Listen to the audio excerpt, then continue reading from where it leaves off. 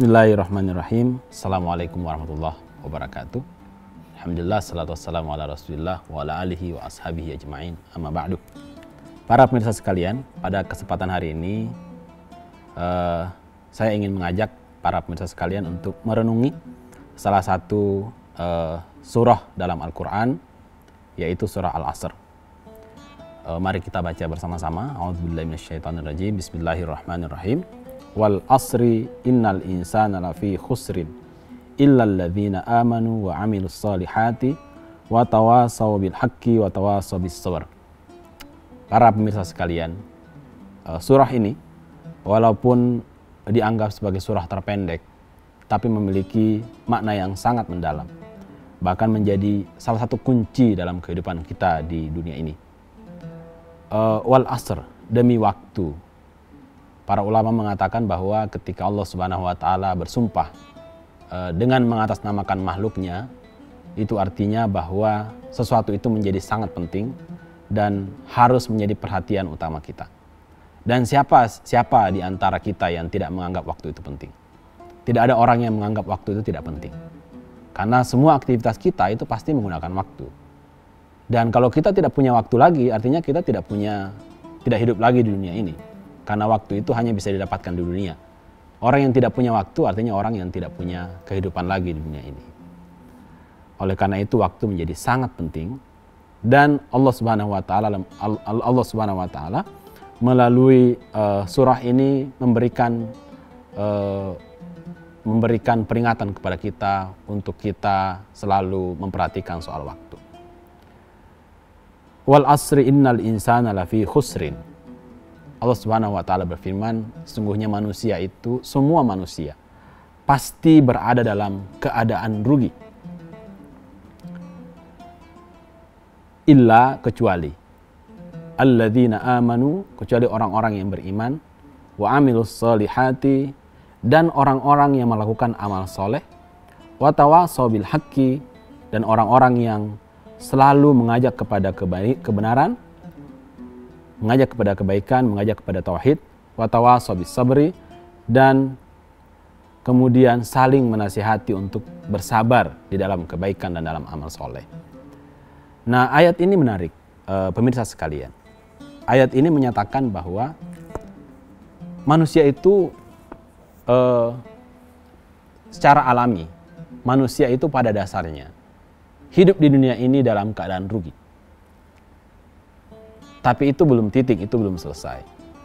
Ada syaratnya kata Allah Subhanahu wa Ta'ala, kalau kita tidak menjadi bagian dari orang yang merugi. Syaratnya ada berapa? Syaratnya ada 3. Yang pertama adalah illal ladzina amanu. Yang tidak rugi itu syarat pertama adalah orang-orang yang beriman kepada Allah Subhanahu wa Ta'ala. Orang-orang yang bertauhid, orang-orang yang menjaga akidahnya. Tapi apakah iman saja cukup untuk menjadi orang yang tidak merugi? Ternyata tidak. Banyak orang yang mengatakan asyhadu alla ilaha illallah wa asyhadu anna muhammadar rasulullah, tapi Allah masih belum menyukainya. Allah masih belum mencintainya. Dan Allah masih akan memasukkan dia ke dalam nerakanya, gitu. Kenapa? Karena dia hanya beriman saja. Tapi dia beriman kemudian dia melakukan pelanggaran-pelanggaran terhadap apa yang Allah perintahkan. Oleh karena itu butuh syarat selanjutnya untuk menjadi orang yang beruntung, orang yang menjadi tidak merugi. Syarat yang kedua apa? Wa amilus solihat. Bukan hanya beriman yang kita butuhkan, tapi menjalankan, mengerjakan semua yang Allah perintahkan dan menjauhi semua yang Allah larang. Itu syarat kedua untuk menjadi orang yang tidak rugi. Kalau cuma beriman, banyak orang yang beriman, tapi ujung-ujungnya masuk neraka dan tidak masuk surga. Mendapatkan murka Allah dan tidak mendapatkan ridha Allah. Kenapa? Karena hanya beriman. Sementara di sisi yang lain melakukan kemaksiatan atau kemungkaran. Oleh karena itu, iman saja tidak cukup untuk menjadi orang yang beruntung, tapi juga amal soleh. Tapi apakah amal soleh ini cukup untuk menjadi orang yang paling beruntung dan tidak merugi? Ternyata tidak. Ada syarat yang ketiga. Wa tawasaw bil haqqi wa tawasaw bis sabr. Pemirsa sekalian, berkaitan dengan amal soleh, kita sebagai manusia, itu dalam hidup kita, itu kita hanya bisa beramal soleh, itu hanya ketika kita masih hidup. Ketika kita sudah wafat, kita sudah tidak hidup di dunia ini, maka kita tidak ada lagi kesempatan untuk beramal soleh. dan potensi amal kita akan berhenti. Pada saat itu, maka kita belum menjadi orang yang beruntung. Kita meninggal, kemudian tidak ada lagi pahala yang masuk. Artinya, syarat yang kedua tidak cukup. Harus ada syarat yang ketiga. Watawasaw bil haqqi watawasaw bis sabr. Membagikan, mengajarkan kebaikan, melakukan nasihat kepada kebaikan dan kesabaran, itu menjadi syarat untuk menjadi orang yang paling beruntung. Kenapa syarat yang ketiga ini adalah syarat yang harus dipenuhi untuk menjadi yang paling beruntung?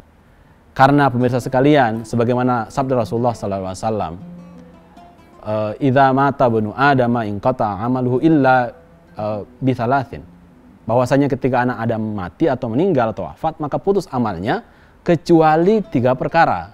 Dan salah satunya itu apa? Ilmun yuntafa'u bihi, ilmu yang bermanfaat. Dan ilmu itu adalah bagian dari, atau nasihat menasihati itu adalah bagian dari memanfaatkan ilmu, mengajarkan kebaikan. Dan pahala mengajarkan kebaikan itu tidak akan putus bahkan setelah kita meninggal. Jadi kalau mau menjadi orang yang paling beruntung, jangan hanya beriman saja, jangan hanya beramal soleh saja yang sifatnya itu hanya bisa kita lakukan selama kita hidup, tapi lakukan amal soleh yang lain yang itu bisa mendatangkan pahala bahkan kita tidak ada di dunia ini. Jadi kalau mau menjadi orang yang paling beruntung, laksanakan yang ketiga ini. Beriman, beramal soleh, dan mengajarkan kebaikan, mengajak kepada kebaikan, dan mengajak atau mencegah kepada kemungkaran, termasuk selalu nasihat menasihati dalam kesabaran. Kalau kita melaksanakan ini, maka kita insya Allah termasuk orang yang paling beruntung di dunia dan paling beruntung di akhirat. Demikian, Assalamualaikum warahmatullahi wabarakatuh.